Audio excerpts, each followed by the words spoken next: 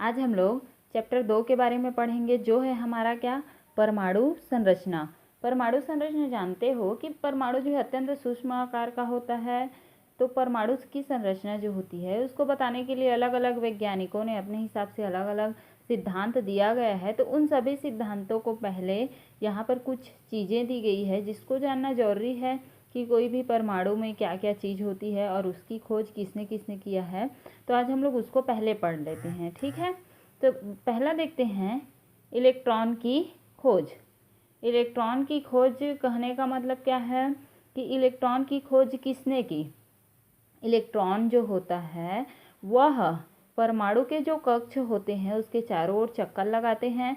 तो उसकी खोज किसने की, देखो इलेक्ट्रॉन की खोज जे थॉमसन ने सन 1897 में किया था, ठीक है। किसने, सर जे थॉमसन ने 1897 में किया था। प्रोटॉन को देख लेते हैं। तो प्रोटॉन की खोज सन 1886 में गोल्डस्टीन नामक वैज्ञानिक ने की थी। प्रोटॉन जो होता है वह परमाणु के नाभिक में पाया जाता है। न्यूट्रॉन भी जो होता है वह प्रोटॉन और न्यूट्रॉन नाभिक के परमाणु के नाभिक में पाया जाता है। और इलेक्ट्रॉन जो होता है उसके चारों ओर क्या करते हैं, चक्कर लगाते हैं। तो प्रोटॉन की खोज 1886 में गोल्डस्टीन ने की और न्यूट्रॉन की खोज 1932 में चैडविक ने की, ठीक है। यहाँ पर एक चीज़ और आता है, रेडियो एक्टिविता। वो यह एक प्रकार की क्या होती है, विकिरण होती है, जिसका उपयोग हम लोग बहुत सारी चीज़ों की इलाज में, बहुत सारी हमारे शरीर के बहुत सारे भाग के बारे में पता लगाने के लिए करते हैं। तो देखते हैं, फ्रांस के वैज्ञानिक हेनरी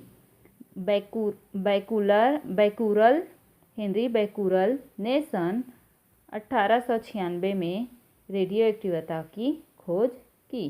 कौन से सन में, 1896 में हेनरी बैकुरल ने। उसके बाद यहाँ पर परमाणु के बारे में कुछ चीज़ें और जान लेते हैं कि परमाणु क्रमांक और परमाणु द्रव्यमान क्या होता है उसको।